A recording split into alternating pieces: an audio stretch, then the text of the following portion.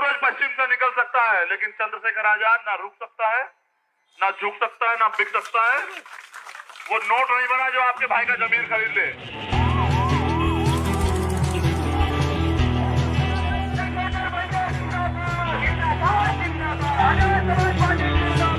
इस सन की परवाह नहीं है, परवाह तो एक है कि बाबा साहब अम्बेडकर और मान्यवर कांचीराम साहब का अधूरा सपना, मान्यवर दीना भाना वाल्मीकि साहब का अधूरा सपना अपने जीते जी पूरा करके जाना है।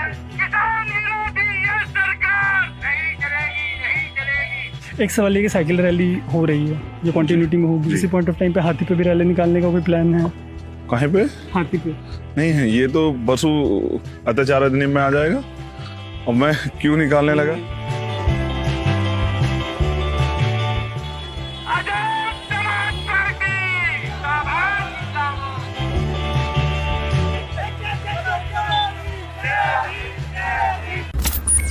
हमारे साथ आज़ाद समाज पार्टी के चंद्रशेखर आज़ाद, और मेरठ में इन्होंने साइकिल रैली निकाली। इनकी साइकिल रैली लगातार चल रही है और ये कैंपेन का हिस्सा है उस यूपी चुनाव का जो अभी से 8 महीने बाद होने वाला है, तकरीबन 8 महीने बाद। एक अजम्पशन ये भी है कि हो सकता है इसको थोड़ा डिले किया जाए, मीडिया में इसको लेके भी एक चर्चा है। मेरा पहला क्वेश्चन ये है कि आप जो ऐसी रैलियाँ कर रहे हैं, अच्छी बात है, मैंने सुना कि आप इसके बाद फॉलोअप में अपने कैडर्स को बोल रहे हैं कि वो इसको कंटिन्यू करें। आपको लगता है ऐसी रैली की कोई रिकॉल वैल्यू रहती है? बिल्कुल रहती है। देखिए, उत्तर प्रदेश में ये जो जनता है हमारे उत्तर प्रदेश की, इसको बताना पड़ेगा कि सरकार ने क्या दिया। सरकार ने मैनिफेस्टो तो बहुत बड़ा दिया था, लेकिन उसके बाद जो दिया उसमें हालात ये हुई कि लोग रोटी रोटी के लिए मोहताज। लोग तो इसलिए भी डरे हुए हैं कि पता नहीं वो कोरोना लहर में बचेंगे नहीं बचेंगे, क्योंकि जो बुनियादी काम होना था एजुकेशन पे, हेल्थ पे, उस पे तो नहीं हुआ। युवाओं के लिए रोजगार की व्यवस्था नहीं हुई। तो उस गांव में रहने वाले समाज को, शहर में रहने वाले समाज को हम लोग अपनी पंपलेट के माध्यम से जाके बता रहे हैं कि उत्तर प्रदेश में जो सरकार आई थी भारतीय जनता पार्टी, उसने क्या वादे किए थे और उनमें से एक पूरा नहीं किया है। तो इन वादे वालों को ये फिर चुनाव के समय आ जाएंगे, फिर ये अपनी तरह से अपने एजेंडे लेके आएंगे। आपको लगता है उत्तर प्रदेश जैसे राज्य में, जहाँ मतलब राम मंदिर इतना बड़ा मुद्दा बना था है और संभवतः होगा, है ना, धर्मांतरण को एक बड़े मुद्दे के तौर पे पिच किया जा रहा है, मैं बस आपसे समझना चाह रहा हूँ आपको ग्राउंड पे क्या फीडबैक मिल रहा है, एक, और दूसरा एज ए पॉलिटिशियन आपको लगता है कि लोगों को ऐसे मुद्दों से अस्पताल से, जब दिल्ली तक में, नेशनल कैपिटल में लोगों को ऑक्सीजन नहीं मिल पाया, नेशनल कैपिटल की हालत थी कि कई दिनों तक, तकरीबन 3 हफ्ते तक लोगों को ऑक्सीजन नहीं मिल पाया। आपको लगता है वोटिंग बिहेवियर पे ये चीजें रिफ्लेक्ट करती है? जब वोटर जाता है बूथ पे तो आखिरी में ये सोचता है कि मुद्दे क्या हैं? देखिए, वोटर को वोट की वैल्यू समझाना जरूरी। अभी वोटर को पता ही नहीं है ना। हम यही सी राजनीतिक परिवर्तन के लिए तो आए हैं कि वोट की सुरक्षा कैसे होती है, वोट की कीमत क्या होती है, वोट से निर्माण क्या होता है और वोट का परिणाम क्या होता है। ये चारों चीजें हम जनता को जाके कैडर के माध्यम से गांव-गांव समझा रहे हैं कि अगर आपने गलत वोट दी तो उसका 5 साल आपको क्या खामियाजा भुगतना पड़ेगा। जैसा आज देश देखिए कहाँ चला गया है। आर्थिक प्रति व्यक्ति आय तो नहीं बढ़ी, कोरोना में रोजगार चला गया, तो जनता तो परेशान है और जनता ये सोचती है कि अगर इसको वोट देंगे तो ये हमें क्या देगा।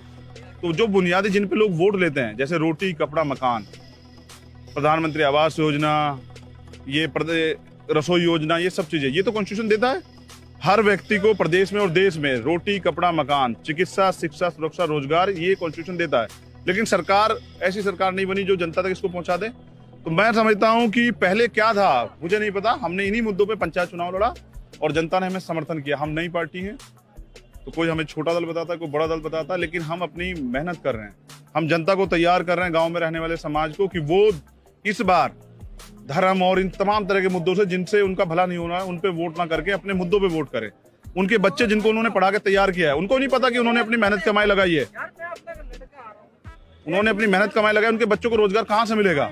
सरकारी डिपार्टमेंट खत्म किए जा रहे हैं, प्राइवेट सेक्टर में भी रोजगार नहीं है। मैं आपकी वेबसाइट पढ़ रहा था, वहाँ पे आपने ऑलरेडी वादे लिख रखे हैं जो मैंने पढ़ा अपने रिसर्च के दौरान। वहाँ पे एक बात इसके ऊपर है कि हम प्राइवेटाइजेशन को रिवर्स करेंगे या रोकेंगे। आपको लगता है ये बहुत रैशनल तरीका है या बहुत रैशनल एटीट्यूड? मेरा क्वेश्चन बेसिकली ये है कि डिबेट क्या होनी चाहिए, प्राइवेटाइजेशन में रिजर्वेशन की या प्राइवेटाइजेशन को रिवर्स करने? देखिए, सरकारी जो डिपार्टमेंट है, अब कोरोना काल में क्या फायदे, क्या लोग काम आया, सरकारी हॉस्पिटल या private hospital? Private hospital acquire करने पड़े गवर्नमेंट को। मैं चाहता हूँ सरकारी सिस्टम रहे और सरकारी सिस्टम में सिक्योरिटी है। प्राइवेट सेक्टर में भी हम लोग रिजर्वेशन की मांग करते हैं। मैं समझता हूँ जिन चीजों में जरूरत आन पड़ी है उनको प्राइवेट किया जाए, लेकिन जो सरकारी डिपार्टमेंट मुनाफा दे रहे हैं उनको प्राइवेट करना और बेचने क्या मतलब है? मैं ये समझता हूँ कि नीतियाँ बहुत जरूरी है। सरकार के पास नीति नहीं है। आप बताओ, सरकार वादे कर रही है, मुख्यमंत्री ने कहा कि हमने रोजगार दिया, 69,000 शिक्षकों की भर्ती हुई, 6,000 पद खा गया SC/ST के, कोई जवाब नहीं देगा। और लेखपाल भर्ती हुई, इनका लेखपाल नेपाल भाग गया, तमाम तरह की परेशानियां खड़ी हुई, नौजवान रोज भर्ती के लिए जाते हैं, पुलिस की भर्ती हुई, वो लोग रोज आंदोलन कर रहे हैं, सरकार लाठी मारती। सरकार का काम लाठी मारना थोड़ा ही है, सरकार का काम तो ये है कि अगर कोई अपनी बात लेके आए तो उसकी सुनवाई करें। और अभी उत्तर प्रदेश में आप क्राइम का हाल देखिए, जनता को दिखाई नहीं देता कि रोज उनकी हत्याएं हो रही हैं, रोज बलात्कार हो रहे हैं, पिछले 3 दिन में 10 बलात्कार, और सरकार कहती है मिशन शक्ति चल रहा है, एंटी रोमियो स्क्वाड चल रहा है। तो ये जो चलने वाली बातें हैं, ये चलने वाली बातें धरातल पे कहाँ, यही जाके बताना है। ये पसीना जो आप बहा रहे थे, आपके साथ मैं बहा रहा था, ऐसा होता है कि कल के अगर चंद्रशेखर मुख्यमंत्री बन जाते हैं तो वो चंद्रशेखर वही चंद्रशेखर रहेंगे जो आज बाइसाइकिल रैली में लोगों के बीच मिलते हैं, या उनका भी वही हाल हो जाएगा जो आज मायावती का है, या अखिलेश यादव का हो गया था, या योगी आदित्यनाथ का है? मैं उनके लिए कुछ नहीं कहना चाहता, मैं अपने बारे में बताता हूँ। देखो, मैं सिद्धांतवादी व्यक्ति, मैं मूवमेंट चला रहा हूँ, हम एक आंदोलन चला रहे हैं जो बाबा साहब अम्बेडकर और माननीय काशीराम साहब का आंदोलन, जिसको राष्ट्रपिता ज्योतिबा फुले ने शुरू किया। उनके जाने के बाद बाबा साहब अम्बेडकर ने, साहू जी महाराज ने, फिर माननीय काशीराम साहब ने और हम लोगों ने। अगर MP MLA बनना तो चंद्रशेखर पार्टी नहीं बनाते, किसी दूसरे दल में चले जाते। मैंने प्रयास किया कि एक और जो बहुजनों का दल था हम लोग मिलकर काम कर ले, उन्होंने मना कर दिया। मुझे लगता है कि सिद्धांत तो समझौता नहीं हो सकता, इसलिए अपने सिद्धांत जो माननीय काशीराम साहब ने दिए समाज को, बहुजन सिद्धांत, उन पर हमने पार्टी बनाई। तो वो सिद्धांत, वो प्रतिज्ञा, वो संकल्प, वादे किस लिए किए जाते हैं कि परिस्थिति कोई भी हो और कोई भी कंडीशन हो, उनको पूरा करना होता है। तो इसलिए जो वादे मैंने समाज से किए हैं, जैसे मैंने एक वादा किया है कि मैं माला तब तक नहीं पहनूंगा जब तक उत्तर प्रदेश की भारतीय जनता पार्टी सरकार को हम लोग नहीं बदल देते।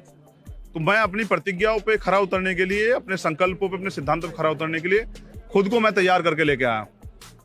मेरे पास ऐसा नहीं कि हम लोग जो है इस रैली को सस्ते संधान में क्यों ला रहे हैं, क्योंकि इस महंगाई की राजनीति में गरीब कहीं है ही नहीं। जब आदमी राजनीति में विधायक बनने के लिए 2-3 करोड़ रुपए खर्च करेगा तो क्या वो जनता काम करेगा? इसलिए मैं चाहता हूं कि सस्ते संसाधनों पर राजनीति शुरू हो, जनता को वोट के लिए तैयार किया जाए, ना बिकने वाला समाज बने और गरीब जनता अपना नेता चुन के भेजे, और जब वो विधानसभा में जाए तो उनके काम करें।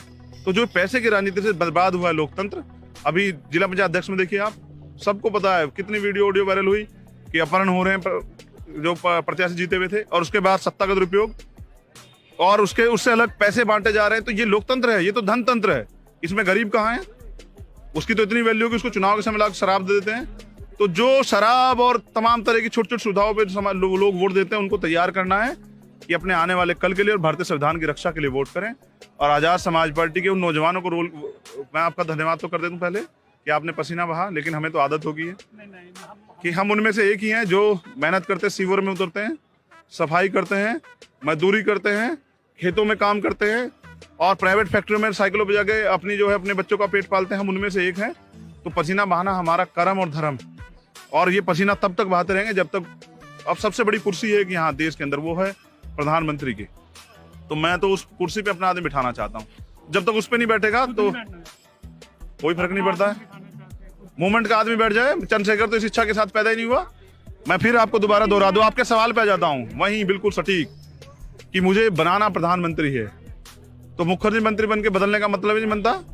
तो वो 8-7 मुख्यमंत्री बनाने, तब जाके हमारा प्रधानमंत्री बनेगा। तो कोई स्टेट में सरकार बनानी है, लक्ष्य है, और जब तक वो लक्ष्य पूरा नहीं होता तब तक रुकने का मतलब नहीं बनता। लेकिन फिर मेरी एक शिकायत है जो मैं भीम आर्मी को मैं बिल्कुल कर रहा हूँ आपसे। 2019 में आप आए थे जंतर मंतर, तब मैं नया रिपोर्टर बना था और आपने अनाउंस किया था कि मोदी जी के खिलाफ आप लड़ेंगे। मेरी शिकायत ये है कि मेरे को ऐसा दिखता है कि आप पर्सनैलिटी कल्ट के खिलाफ है, आप लगातार कहते रहे, लेकिन फिर मेरे को लगता है कि भीम आर्मी, आज़ाद समाज पार्टी को जब मैं देखता हूँ तो सेकंड इन कमांड नजर नहीं आता। मतलब चंद्रशेखर के आगे के लोग मेरे को नजर नहीं आते। मेरे को आप बताइए कि वो कौन से लोग हैं जिनको आपके बाद में काउंट करूँ। हमने हर स्टेट में हर स्टेट प्रेसिडेंट बनाए और जो अपना अपना काम कर रहे हैं। चंद्रशेखर तो एक कार्यकर्ता है। मैं क्या कह रहा हूँ, एक कार्यकर्ता है चंद्रशेखर। और किसने तैयार किया? इन सब लोगों ने। ये ना होते चंद्रशेखर होता। चंद्रशेखर किसी राजा का बेटा थोड़ा ही है। चंद्रशेखर किसी मुख्यमंत्री, प्रधानमंत्री, किसी मंत्री का बेटा नहीं, विधायक का नहीं। ये तो प्राइमरी स्कूल के हेडमास्टर का बेटा है। ये अपनी हैसियत जानता है, इसलिए सेकंड लाइन लीडरशिप कैडर से तैयार कर रहे हैं। ना बिकने वाला नेता जो समाज से धोखा ना करे। अब तक छलाई तो गया है, हर बार लोग इनके बीच आते हैं, धोखा करके चले जाते हैं। इसलिए लीडर तैयार कर रहे हैं। वो संघर्ष से आते हैं, आंदोलन से, इसलिए आंदोलन कर रहे हैं। जो हमारे पास और दलों से भी लोग चल के हैं ना, वो भी अब साइकिल चला पसीना बहा रहे हैं। तो हम लड़ाई लड़ रहे हैं। साइकिल क्यों चलवा रहे हैं? आपको लगता है कंफ्यूजिंग मैसेज जाएगा कि मतलब अखिलेश यादव को कहीं वोट मिल जाए या उनका वोट आपको मिल जाए? कोई कंफ्यूजन नहीं जाएगा। ये तो साइकिल यात्रा हमारे पिता हमारे गुरु मान्यवर काशीराम साहब ने शुरू करी, 4200 किलोमीटर की साइकिल यात्रा चलाई। हम तो उनको आदर्श मानते हैं ना नेता, उनके हिसाब साइकिल चला रहे हैं। बड़ी बात ये है, कोई कंफ्यूजन नहीं है। आपका इलेक्शन सिंबल हेलीकॉप्टर नहीं, वो तो चुनाव आयोग ने दिया, ऑटो दिया, ऑटो दिया। यूपी में भी जब एक चुनाव हुआ वो ऑटो मिला। अब हम प्रयास करें कि एक स्थायी चुनाव चिन्ह मिल जाए चुनाव के समय। नहीं, साइकिल तो किसी और का है। लेकिन मैं बताता हूँ, देखिए, एक तो हमारे कार्यकर्ता सुरक्षित है क्योंकि बहुत भीड़ है, आपने देखा। दूसरी बात ये है कि हाँ, पर पॉल्यूशन नहीं बढ़ेगा। तीसरी, देखो, आम आदमी की परेशानी नहीं होती, उनसे तो वोट लेना है, उनको तो तैयार करना है। और सबसे जरूरी बात, सस्ता संसाधन है। पंचर लग जाएगा, 10 रुपए में लग जाएगा। और अगर कुछ भी हो जाए तो एक गरीब कार्यकर्ता भी मेहनत करके खरीद सकता है। और सस्ती राजनीति होगी तो युवाओं को और गरीबों को मौका मिलेगा। इस अमीरों की राजनीति में गरीब सिर्फ वोटर है, और मैं गरीबों को नेता बनाना चाहता हूँ। मैं खुद एक गरीब परिवार से आता हूँ। चप्पलों के सहारे सड़क से संसद का सफर तय करेंगे। ये लिबास देख लीजिएगा, बने या ना बने, और अगर ऐसे भी जाएंगे तो इसी लिबास में जाएंगे। यही पर्सनैलिटी है और यही है, और ये ताकत दी है समाज ने, इनसे धोखा नहीं होने देंगे।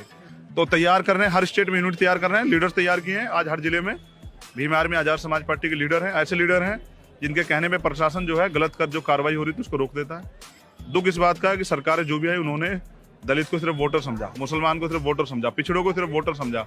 उनको धर्म की घुटिया तो पिलाई, उनके अधिकारों की बात पे वो चुप हो जाते हैं। इससे कोई समाज का जो है ना आर्थिक परिवर्तन नहीं हो सकता। इसको ले कैसे जाएंगे, इन बातों से इसको आगे कैसे ले जाएंगे? प्रैक्टिकल इंप्लीमेंटेशन में आप वो क्या करेंगे जो उनसे अलग हो? ये लोकतंत्र है, यहाँ हथियारों से लड़ाई नहीं लड़ी जाती। यहाँ वोट की ताकत से जो है ना राजा तय होता है।